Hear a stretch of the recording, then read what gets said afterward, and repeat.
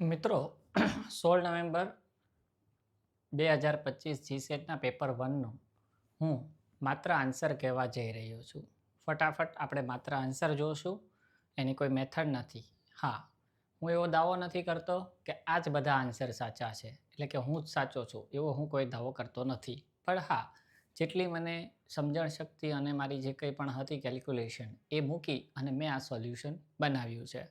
તમે જો આ ચેનલ પર પહેલીવાર હો તો પ્લીઝ સબસ્ક્રાઈબ કરો, કોઈને ફોરવર્ડ કરો, લાઈક કરો, શેર કરો. તો ફટાફટ આપણે માત્ર આન્સર જોઈશું કે એના આન્સર શું છે. હું તમને માત્ર આન્સર કહીશ, એટલે તમારે ટેલી જ કરવાનું રહેશે કે તમારો આન્સર સાચો છે કે ખોટો છે. Which of the following is an example of synchronous communication in ICT? Gujarati English જે હોય તે, પણ હું આન્સર તમને કહી દઉં એટલે તમારું નક્કી થઈ જશે. તો વિડીયો કોન્ફરન્સિંગ જે છે, બરાબર, એ એના પહેલાંનો આન્સર હશે. આર્ટિફિશિયલ ઇન્ટેલિજન્સનો ક્વેશ્ચન આવવો જ જોઈએ, કારણ કે આ વખતે મોસ્ટ પ્રોબેબલ હતો. એની અંદર છે ઓપ્શન બી, જ્હોન મેકાર્થી. શાયદ તમને ખબર જ હશે. ત્રીજું, identify the incorrect pair of Swayamprabha DTH channel and its theme subject. તો આ જે છે એની અંદર આવશે ડી, બરાબર, ઓપ્શન ચેનલ 10, બરાબર. ત્યાર પછી ક્વેશ્ચન નંબર 4, એની અંદર જોઈએ તો which of the following software are used in India plagiarism? કદાચ તમે જો પીએચડી કરતા હશો કે કરશો તો તમને આના વિશેની ખબર હશે. તો એની અંદર આવશે ઓપ્શન ડી, કે જે આ પહેલી, બીજી ને ત્રીજી જે 3 છે એ પ્લેગિયરિઝમનું કામ કરવા માટે ભારતની અંદર કામ કરે છે. પાંચમામાં ક્વેશ્ચન આખો નથી વાંચતો, સ્ટોરેજ એકમનો જે આપેલો હતો અને એનો જે ક્વેશ્ચન પૂછેલો મેં જે સોલ્વ કર્યો એ પ્રમાણે આન્સર એનો આવે છે એ. જેને આ પેપર મને મોકલ્યું છે એનો પણ સાચો હશે. ચલો, છઠ્ઠું, કોડિંગની વાત કરવામાં આવે છે તો એની અંદર આવશે કોડ ટેક્સ્ટ, એટલે કે સંદર્ભ એનો જવાબ આવશે. સાતમાની અંદર જુઓ ને મિત્રો, તો 2 students are stand apart. Okay, આની અંદર તમારે દિમાગ જ દોડાવવાનો હતો કે એનો જે આન્સર છે મિત્રો એ આવશે સી, પ્રોક્સેમિક્સ. ત્યાર પછી 8મા નંબરનો છે, બરાબર, એની અંદર આવશે અપવર્ડ ચેનલ, એટલે કે ઉપરના તરફ તમે શિક્ષક છે વિદ્યાર્થીને અંગેની જે માહિતી છે એ પહોંચાડતા હોય છે. 9માની અંદર આવશે same phenomena from a different frame of reference, સમાન ઘટનાઓના વિવિધ દ્રષ્ટિકોણ જોઈએ છે તે વાળો, બરાબર. ત્યાર પછી 10મો, એની અંદર આવશે ઓપ્શન ડી, બરાબર, ટેબ્લોઇડ પત્રકારત્વ, બરાબર. ત્યાર પછી 11મો જે સોલ્યુશન જે મને મળ્યું એ આવશે 2, એટલે કે 2 એની અંદર તમને આવશે, કારણ કે એક નિર્જીવ છે બાકી બધા સજીવ છે.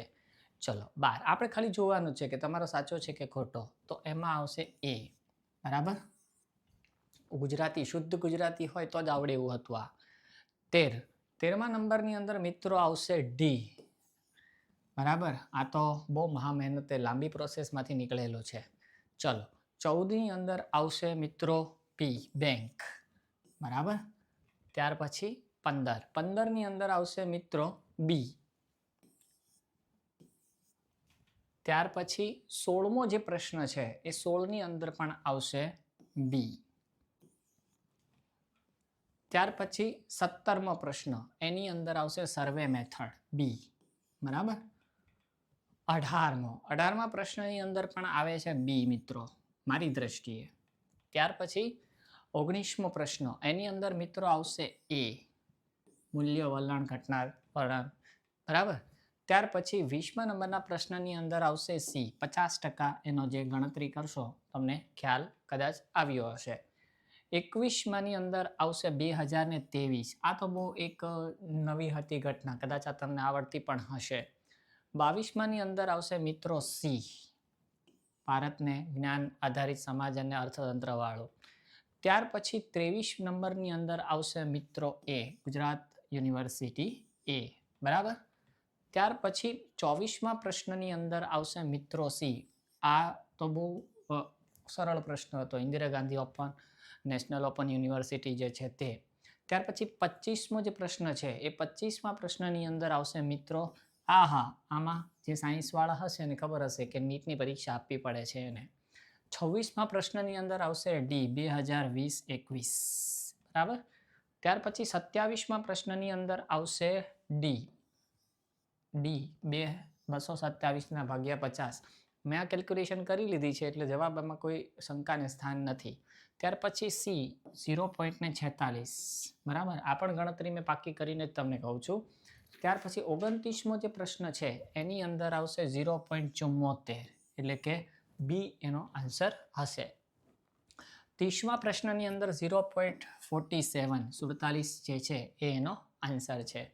ત્યાર પછી 31માની અંદર આવશે ડી, બરાબર. આ જેનું પેપર છે એને ઘણા સાચા લખ્યા છે. 32મો પ્રશ્ન. 32માની અંદર આવશે મિત્રો બી. બી છે એ શીખવામાં માર્ગદર્શન આપવા અને વિદ્યાર્થી જ્ઞાન પ્રક્રિયા વિકસિત કરવા. આ એક મને સરળ લાગ્યો. 33મા પ્રશ્નની અંદર આવશે મિત્રો સી, બરાબર. ત્યાર પછી 34મો પ્રશ્ન. 34મા પ્રશ્નની અંદર પણ મિત્રો સી આવે છે, બરાબર. 18+ વય જૂથ. ત્યાર પછી 35મા પ્રશ્નની અંદર આવે છે મિત્રો એ, વિદ્યાર્થીઓએ મેળવેલા ક્રેડિટ પરની સંખ્યા. આજે હમણાં તમને ખ્યાલ હશે કે નવું આવ્યું છે તે. 36ની અંદર આવશે મિત્રો સી, બરાબર. 37મા પ્રશ્નની અંદર આવે છે મિત્રો ડી, બરાબર. ત્યાર પછી 38મો જે પ્રશ્ન છે એની અંદર આવશે સી. ત્યાર પછી 39 એની અંદર જવાબ આવે છે મિત્રો ડી 8. કેલ્ક્યુલેશન કરશો તમને મળી જશે. 40મા પ્રશ્નની અંદર આવે છે સી NO2 નાઇટ્રોજન ડાયોક્સાઇડ. જે સાયન્સવાળા હશે એને આનો જવાબ ખ્યાલ હશે. 41મા પ્રશ્નની અંદર આવે છે મિત્રો યુ. ઓહો, આ તો બહુ મોટી કેલ્ક્યુલેશન હતી. ત્યાર પછી 42મા પ્રશ્નની અંદર મિત્રો આવશે એ. ગણિતનું જેને સારું આવડતું હશે, બહુ એકદમ સરળ હતો પ્રશ્ન, એટલો કોઈ ખાસ એની અંદર અઘરું નહીં હતું.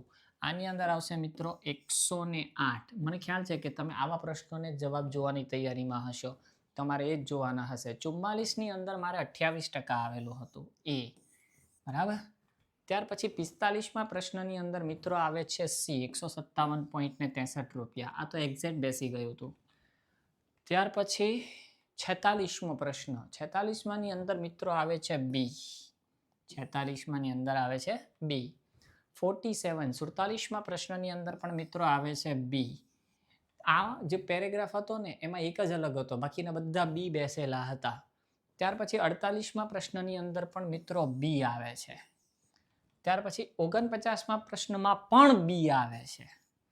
અને એક જે છેલ્લો પ્રશ્ન હતો 50, એની અંદર મિત્રો આવે છે સી. તો મિત્રો આ મારો એક પ્રયત્ન હતો કે આપણે ફટાફટ જોઈ શકીએ કે મારો પ્રશ્ન સાચો છે કે ખોટો, બરાબર. મેં મારી બુદ્ધિ ક્ષમતા પ્રમાણે આ સોલ્વ કરેલું છે.